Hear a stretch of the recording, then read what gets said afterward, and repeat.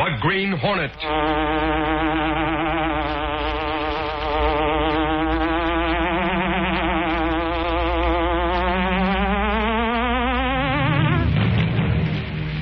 He hunts the biggest of all game, public enemies who tried to destroy our America.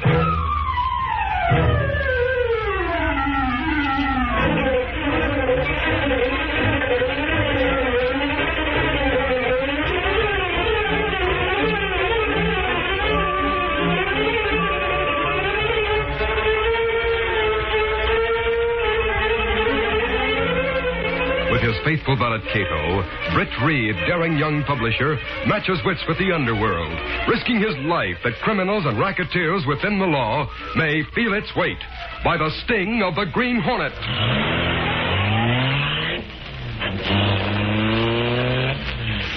Ride with Britt Reid in the thrilling adventure, Polarized Glasses. The Green Hornet strikes again.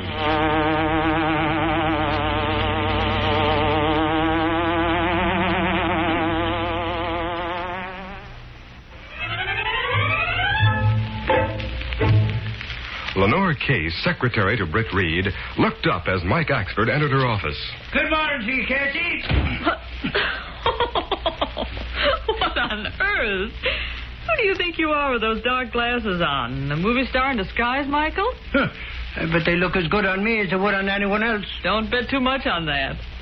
Well, what's the idea? They look like expensive ones, too. Sure, gold rim ones they are. As a matter of fact, Casey, I found them and wore them in here just for a gag. Oh, so that's it. I wondered. Yep. Here's the case they were in. Well, let's see. It's a nice case, too. Say, there's an address label pasted inside the cover. There's a name and address on it. Sure, I know that. Mrs. Davidson Forrest, apartment 101, Bayside Terrace. Quite a swanky address, Michael. That it is, Casey. It's that big apartment house built right on the edge of the cliff along the bay.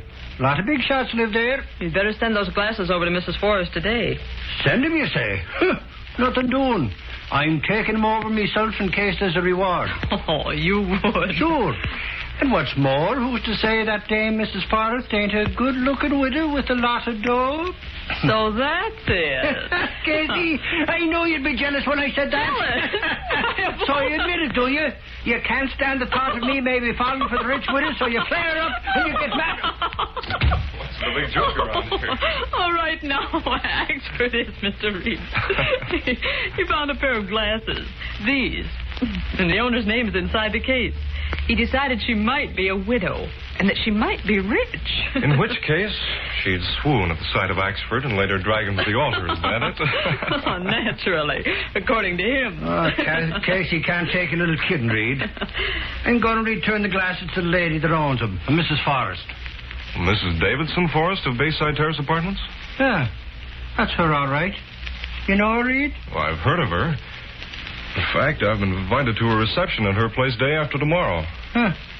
You never met her. How come you get invited? You don't get around much, do you, Michael? She's probably invited the whole social register. Well, Mrs. Forrest is a newcomer to the city. Does a lot of entertaining. Seems to have some wealth and manages to draw a good many prominent people to her affairs. How come she gets to invite people she don't even know? Oh, a swanky address, a good social secretary, and a prominent name as honor guest will get people to her affairs. For instance, on my invitation, it says, to meet Baron de Soroka. Huh.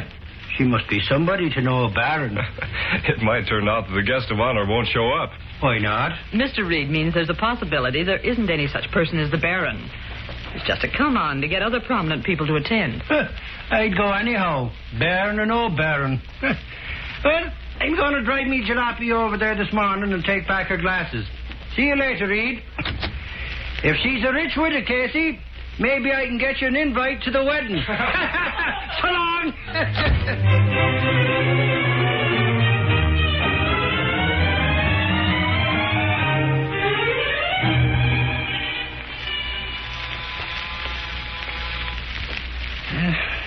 Sure, it's a swanky dump, all right.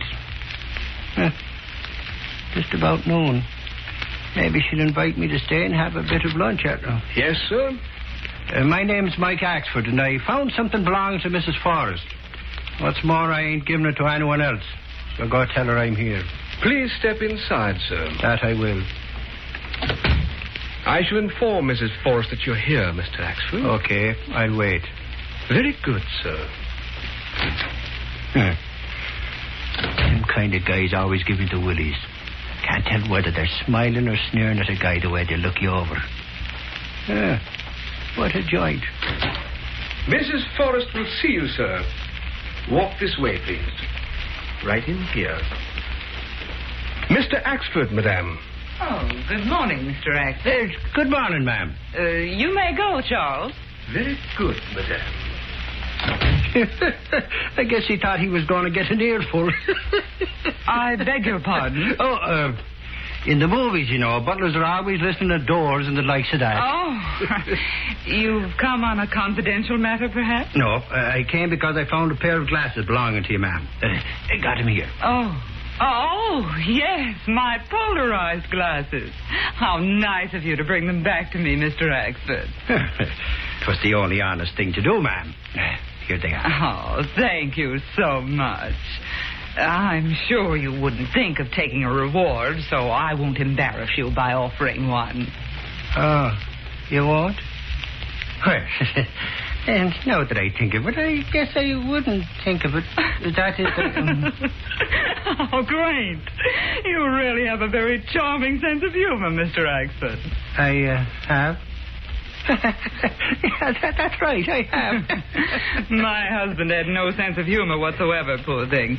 He was dreadfully boring. Are you a widow by any chance, ma'am? Yes, I am. I'm afraid I'm getting the reputation of being a very gay widow, too. Oh. I knew you were a widow. I was right. You knew? I don't understand. Oh, no matter. Hey, now, it's a fine place you got here. What's that out there? A balcony overlooking the water? Oh, that's the terrace. Come see the view I have of the bay. Sure, glad to. Hey, now, you sure do have a view at that. Will you look at that swell-looking boat out there? Oh, that's Baron de Soroka's yacht. Is it really now? You know, I heard somebody say that Baron stuff was a fake. I see. May I ask who it was who told you that? Well, no, as we newspapermen say, it was said off the record, ma'am, so I won't mention names. You're a newspaper man? Oh, sure. Reporter on the Daily Sentinel. And if I do say so myself, a darn good one at that. Really? Yep. When Mike Axford goes out to get a story, he gets it one way or another. You can bet on that. Well, I'm glad to know that.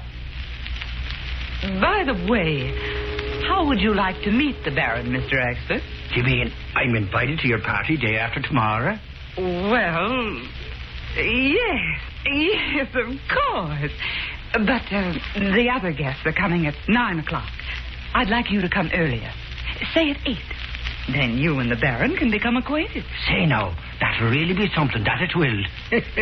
The others will have a fit when they hear I'm going to get a chance to have a long talk with the Baron. Well, if you really hope to get a story, why not keep it a secret about your coming here ahead of time? Otherwise, some other reporter may try to get to the Baron before you do. Say, that's a good idea. I'll keep quiet about it and surprise all of them. Thanks for inviting me, ma'am. Oh, not at all. Shall we go inside now? Okay. I'll see you to the door, Mr. Axford. Sure. Time I was getting back anyhow. Well, let me thank you again for bringing my glasses to me. Oh, that's okay, Mrs. Forrest. Your hat, Huh? Oh, it's you. You must have popped up from under the table. The table, sir? Sure, the table there that my hat was on. I'll take it. Thanks. Well, good day, Mr. Axford. I'll be looking forward to seeing you the night of the reception. I'll be here with bells on, ma'am. That I will. So long. Charlie, that man's dangerous. You'll have to take a message out to the yacht tonight. We have plans to make. That guy's too smart for his own good. He'll be sorry he stuck his nose into our business when Paul gets through with him. You can bet on that.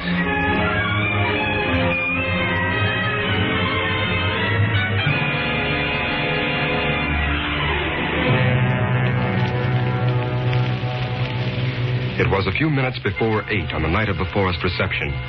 Mrs. Forrest was in the living room of her apartment, in earnest conversation with the butler, and with a tall, dark-haired man in evening clothes, whose close-cropped Van Dyke beard and small mustache gave him a distinguished and foreign appearance. It's almost 8 o'clock, Paul. He'll soon be here. Are you sure he'll come alone, Lily? Well, if he doesn't, it'll spoil everything. I tell you, both be on guard. That man Axford is dangerous. Charlie says he was smart enough to play the dope when he came here. Yeah, that's right. To look at him and talk to him, you'd think he was really dumb.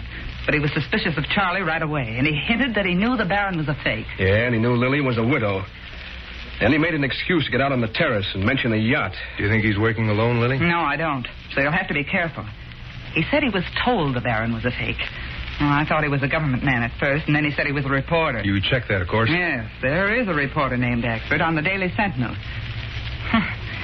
Made quite a point of seeing me personally to hand me my polarized glasses, too. Charlie and I'll see that he's taken care of. You'll have to play your part as the Baron very carefully until you get him on the terrace. Yeah, he's heavy set. Looks like he might put up a good fight. We'll have to move in on him easy. We will, don't worry.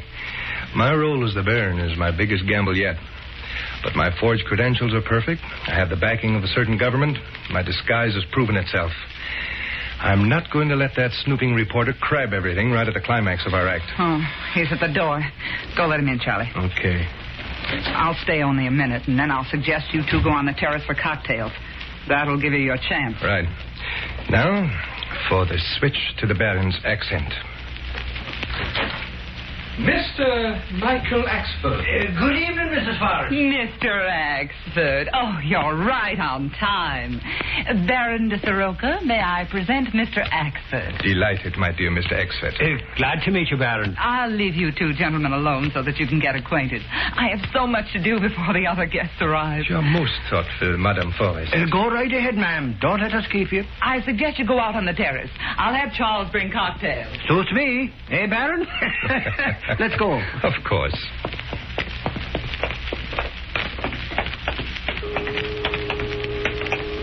Golly.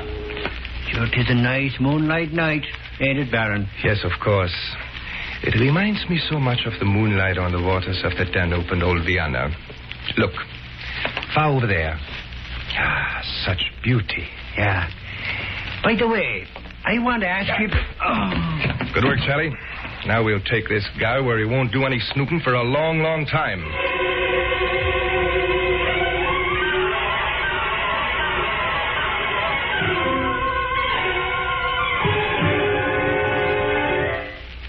We'll continue our Green Hornet adventure in just a moment. Almost an hour had passed since Mike Axford had met with foul play in Mrs. Forrest's apartment. Britt Reid, with his faithful valet Kato at the wheel, was driving along in his smart club coupe on the way to the Forrest reception. The road ran straight down to the bay. The Bayside Terrace Apartments was outlined to the left. Directly in Britt's line of vision were the moonlit waters of the bay and the lights of the boats at anchorage. The view of water and boats much better when seen through a polarized glass of windshield, Mr. Britt. Yes. Polarized windshields should be made standard equipment on all cars, Kato. I often think... Well, that's strange. Well, what do you think strange? Look. See the outline of that yacht out in the bay? Well, yes, sir. Notice the light on it? Oh, it seemed to flash off and on. Well, that's it. It flickers as though someone were sending signals. Was that true? Stop for a moment, Kato. We'll watch it. See? 1, 2, 3. Pause. 1. Now there's 2 very quick ones. Well, there. 1, 2. Pause. 1. And 2 more quick ones. There's no doubt those are signals of some kind, Kato. With not Morse or international code. I know. The 2 quick ones seem to indicate the end of a word or perhaps a letter. Oh, let's get on, Kato. Yes, sir. It won't do any harm for us to phone police headquarters and have them investigate. Well, that's best. If there's nothing wrong, there's no harm done by calling police. That's right. Well, say, did Axford come home tonight? He left the office early. Oh, yes, sir. Well, he come in with dinner suit. It not fit very well. It quite tight. He take your black pearl studs to wear. I hope he doesn't lose one of them. Wonder where he's going. Well, he not say, Mr. Britt. Here, Bayside Terrace. I'm not going to stay long, Kato. You might as well wait for me. I'll wait. I'll see you later. Good evening, Mr. Reid. Well, Sergeant Burke. What are you doing around here? Something wrong? No, nothing like that. I just drove over with a couple of the boys. This is a big affair, and the cars get pretty well jammed up unless we keep them moving. Oh, I see.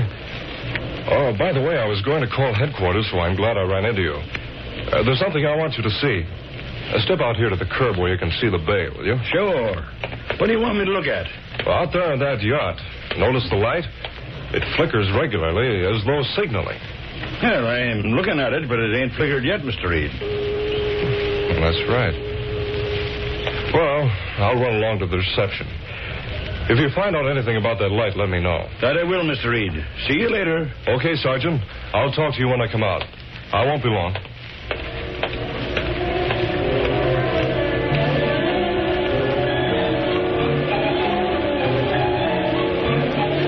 Mrs. Davidson Forrest's reception was in full swing. Diplomats, political figures, officials of state, and service officers intermingled with the city's social set. Britt Reid stood talking to one of his many acquaintances. Did you meet the Baron, Britt? Yes, for just a moment. I understand his yacht is anchored right out there in the bay. Really? I noticed the yacht a while ago as I drove here. I didn't know whose it was. That's a nice way to travel. Yes, very. If you don't mind, I think I'll stroll out on the terrace and look at it again. Sure, go ahead. Glad I saw you, Britt.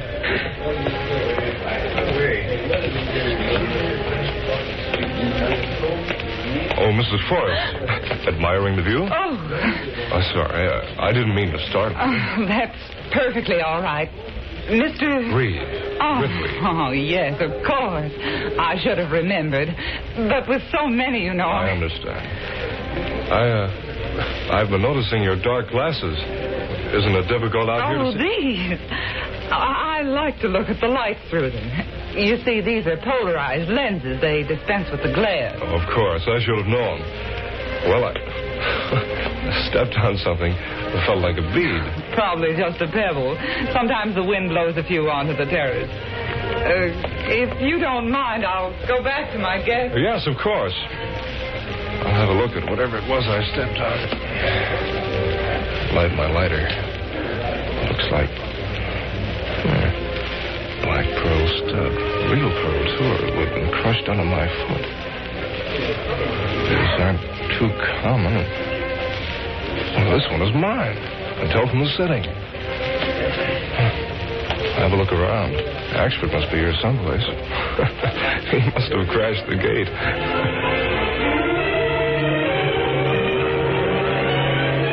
A short time later, Britt Reid left the apartment house. He learned from Sergeant Burke that the light had not flickered and that Axford had not been seen going to the party. After returning to his own apartment, Reid sat in deep thought, holding the pearl stud in his hand. Then Kato spoke. What you think of, Mr. Britt? This is one of my very own studs that Axford was wearing tonight. Yet Burke says he didn't go into the reception. Yet you find stud on terrace of Mrs. Forrest's apartment? That's right. Then I keep thinking of those signal flashes. Or at least that's what we thought they were. Burke says the light has been steady ever since I told him about it. Oh, yes, that's true. I watch also through back window of car, but light stays steady. Another thing that I've been thinking of is Mrs. Forrest standing on the terrace away from her guests looking at the view, which you can see anytime. She has polarized glasses just for the purpose of looking at... Wait a minute. What matter? I just thought of something. We're going back down there, Kato. We'll check things once more. But this time, we'll take the Black Beauty just in case. Come on.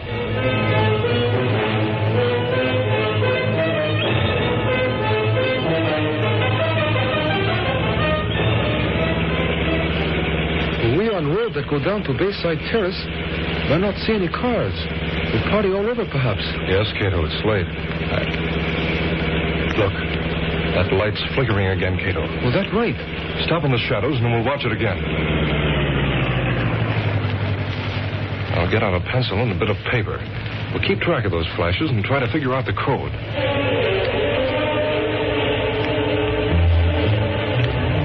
For some time, Britt and Kato sat watching the light and jotting down the number of flashes.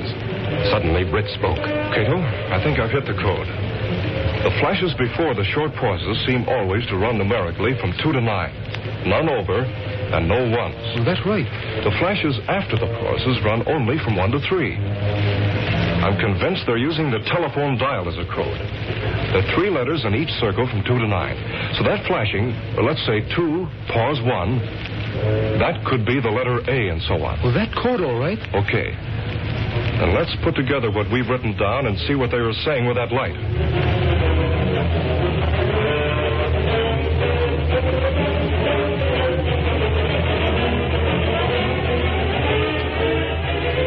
What'd you get, Mr. Britt? Listen. Drop roll from wire recorder on line to ledge below terrace. We'll send for it.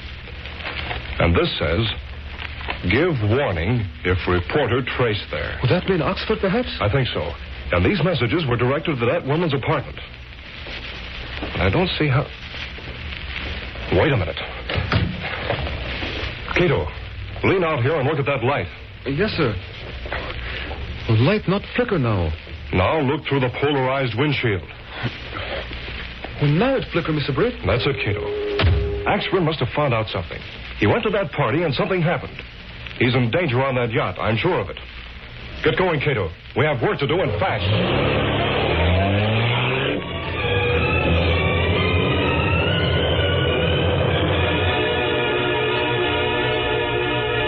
A short time later, at police headquarters... Funny how Britt Reid thought he saw signal flashes coming from the light on the Baron's yacht, Cassidy. Yeah, guess that guy needs glasses, Sarge. Well, I don't know. But I sure couldn't see anything wrong with that light. It was as steady as... Glory be, what's that? A bomb. Somebody threw it in the window. That ain't any bomb. It's a stone. Something tied to it. Let's see what it is. It's a printed note. Read it, Sarge. Well, give me a chance. Give me a chance. That Baron's a fake and his yacht's a spy's nest. Raid that yacht and you'll save the life of a reporter named Axford. Then go to the Forest Dame's apartment for the rest of the gang. Great day. Let's check on this. Get the harbor police on the phone. We got work to do. Mike Axford's mixed up with spies.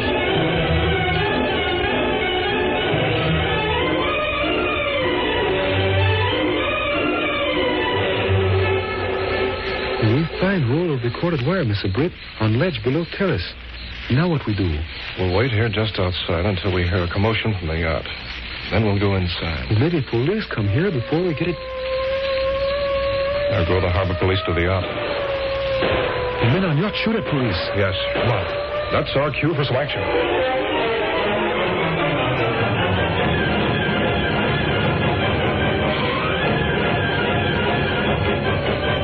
Later, in Mrs. Forrest's apartment... Charlie! What's going on out there? The police must be raiding the yacht. We better get out of here in a hurry. What's the rush, lady? You're not going anyplace. The Green Hornet. You now shoot. Hornet. Oh! What's going, fella? Oh, that roll of wire. Where'd you get that? Stop worrying, lady. This'll help you to do it. No. The police will soon come. We'll leave them here with that roll of recorded wire and her polarized glasses as evidence. Let's get out of here.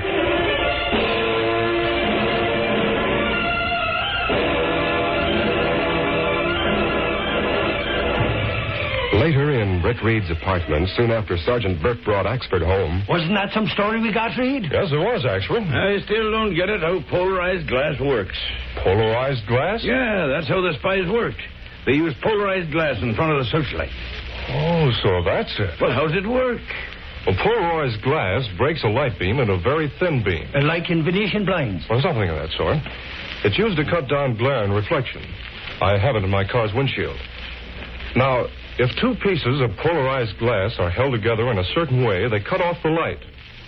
If I look through my polarized windshield at the headlight of a car, and that headlight has a lens of polarized glass set in the right way, I won't see the light at all. That's it. Mrs. Forrest had glasses like your windshield. Those guys on the boat held polarized glass over the light, and it was cut off for Mrs. Forrest. And for me when I saw it through the windshield of my car. Yeah, and people seeing the light without looking through that trick glass didn't notice any change. That's how those lugs could send signals no one but the dame could see. They made dots and dashes by covering and uncovering the searchlight with the polarized glass. And she saw those dots and dashes because she had on polarized glasses. That's it. Reid, there's more to tell you. That baron was a fake. He was just to come on to get important officials to Mrs. Fall's party. Then when they were talking confidential, she'd give the butler a signal and he'd start the wire recorder going. Microphones were hid all over the place. They got important bits of news for the foreign power that paid them. Amazing. Sergeant, you did a swell job of breaking that case. How you did it is hard for me to say. Huh. It ain't hard for me to say it. 'Twas a tip-off by somebody that did it. I'll bet it was the Green Hornet. 'Cause when we found them spies, there was a Green Hornet seal on the wire recorder. And to think the whole thing started over me finding them polarized glasses. Ain't it amazing?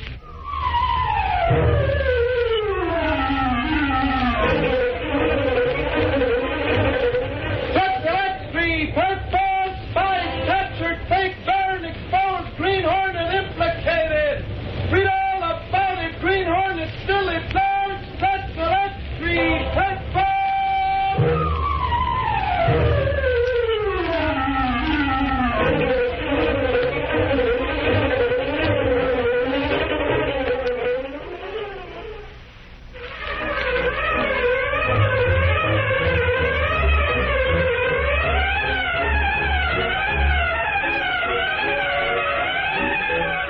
These popular radio dramas, created by George W. Trendle, are a copyrighted feature of the Green Hornet, Incorporated. All characters, names, places, and incidents used are fictitious.